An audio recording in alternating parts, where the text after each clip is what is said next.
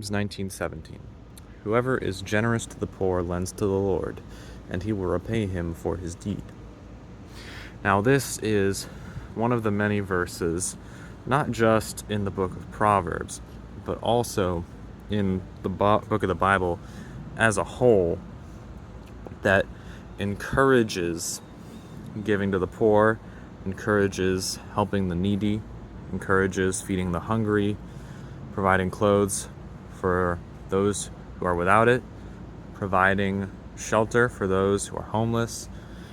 All of those things is a core message throughout the entire span of the Bible. There are many, many instances where God says, you are meant to be helping the poor, and those who help the poor are rewarded. And one of Jesus's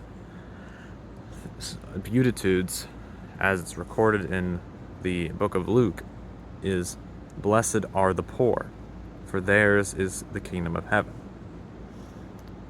And the reason that God cares so much about the poor and wants us to care for the poor is because God is ultimately the person who provides for everyone. God provides for the richest man on earth, and God provides for the poorest man on earth. Both of those people would have nothing if it wasn't for God supplying it to them. God could have decided to take whatever, imagine a rich person, God could have decided to get that person involved in a lawsuit, that he could make them lose their job, he could make them have to pay off all kinds of bills. Maybe they got in a car accident, maybe they got in some other kind of accident, they had to pay a hospital bill. God is the one who controls what you have. You are not the one who controls what you have. Whatever riches you may have now, whatever prosperity is in your hands today, could be taken from you in the next second by God. And there are many people who have experienced that firsthand. They've been in, good position.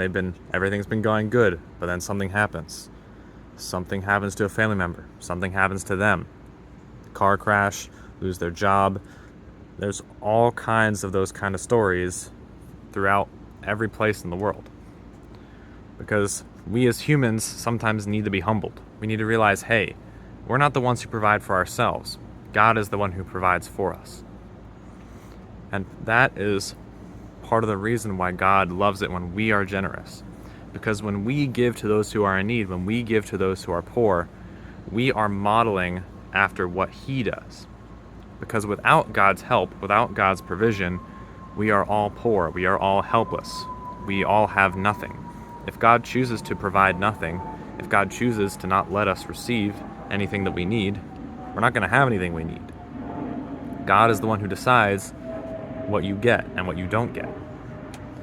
So when we choose to be generous to the poor, we are choosing to model God's generosity to all of us who have been given so much: food, water, shelter, clothing, AC, cars, phones, internet, all of these things that God has given, many of which we don't deserve, actually all of which we don't deserve because we're all sinners, and many of which we don't need. And so, by choosing to help the poor, we are choosing to not only model after how God shows love, but we're also choosing to lend to Him. We're lending to His kingdom by sowing generosity, sowing kindness, sowing compassion. And also because any time that you give to someone who is in need, as is written in Matthew 25, whatever you did for one of the least of these brothers and sisters of mine, you did for me. That is what God will say on the day of judgment. God is with those who are poor. So any time that you give to someone who is in need, you are at the same time giving to God. If you want God to open your heart to be more generous today, pray this prayer with me. Father, please forgive me of my sins and help me to turn around from my evil ways. Thank you for the generosity you showed by Jesus coming to earth, dying on the cross, so I could be freed from my sins, so I could be raised to new life and have new spiritual life through His Spirit. Help me to be generous with everything that I have, no matter what it is, because you have been generous to me.